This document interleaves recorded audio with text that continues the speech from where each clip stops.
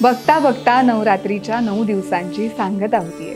गेला आठवडाभर आपण आपल्या परीने देवीची उपासना केली, तिला भक्तिभावाने पूजून तिची मनोभावे सेवा केली। आज नवरात्रीचा 9वा दिवस आणि आज आपण 9वी माळ म्हणजेच सिद्धिदात्री या देवीच्या 9व्या रूपाची पूजा करतोय। चला जाणून घेऊ देवीच्या सिद्धिदात्री या रूपाबद्दल। नमस्कार, मी तनया। न्यूज अनकट मध्ये तुम्हा सर्वांचं मनपूर्वक स्वागत। पौराणिक मान्यतेनुसार एकदा संपूर्ण विश्व अंधारात झाकलेलं होतं। त्या अंधारात प्रकाशाचा एक छोटासा किरण दिसला। हळूहळू हा किरण मोठा होत गेला आणि नंतर त्याने एक दिव्य स्त्रीचं रूप धारण केलं। देवी सिद्धिदात्री प्रकट झाली आणि त्रिमूर्ती म्हणजेच ब्रह्मा, विष्णू आणि महेश यांना जन्म दिला। भगवान शिव यांनी आज देवीची पूजा केली। देवीनं त्यांना सिद्धी दिली। याच कारणास्तव देवी भगवतीचं 9वं रूप देवी सिद्धिदात्री असं म्हटलं गेलं। देवी सिद्धिदात्रीच्या कृपेमुळे शिवाचे अर्धे शरीर देवीचे बनले, ज्यामुळे त्यांचे एक नाव अर्धनारीश्वर पडले। दुसऱ्या एका आख्यायिकेनुसार जेव्हा सर्व देवदेवता महिषासुराच्या अत्याचारांनी त्रस्त झाल्या तेव्हा त्यांनी त्रिदेवाचा आश्रय घेतला।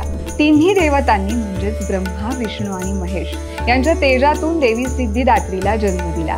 यानंतर सर्व देवतांनी तिला त्यांची शस्त्रे दिली आणि देवी सिद्धिदात्रीने युद्ध करून महिषासुराचा पराभव केला।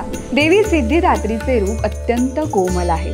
तिला 4 हात आहेत। तिच्या उजव्या हातात चक्र आणि गदा आहे आणि डाव्या हातात शंख आणि कमळाचं फूल आहे। या देवीची उपासना केल्यानं अष्टसिद्धी, नवनिधी, बुद्धी आणि विवेकाची प्राप्ती अशी मान्यता आहे। या 9व्या दिवशी देवीला हलवा, पुरी आणि चणे या पदार्थांचा नैवेद्य अर्पण केल्यानं यश आणि सिद्धीचा लाभ होतो।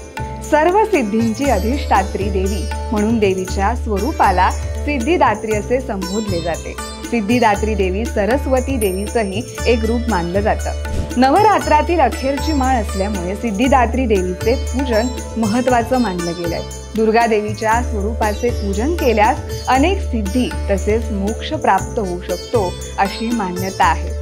देव, यक्ष, किन्नर, दानव, ऋषीमुनी, साधक आणि गृहस्थाश्रमात जीवन व्यतीत करणारे भाविक सिद्धिदात्री देवीचं पूजन करतात।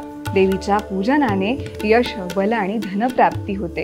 तसेच नवरात्रीची सांगता श्री सिद्धिदात्री देवीच्या पूजनानं होत असल्यामुळे या दिवशी कुमारिका पूजनालाही अनन्यसाधारण महत्त्व प्राप्त आहे। याच 9व्या दिवशी गुलाबी रंगाला खूप महत्त्व आहे। गुलाबी रंगास प्रेम, आपुलकी आणि सुसंवादाचं प्रतीक मानलं जातं। हा रंग स्नेह आणि शांततेची भावना व्यक्त करतो। म्हणूनच आज गुलाबी रंगाची वस्त्र परिधान करणं पवित्र मानलं जातं।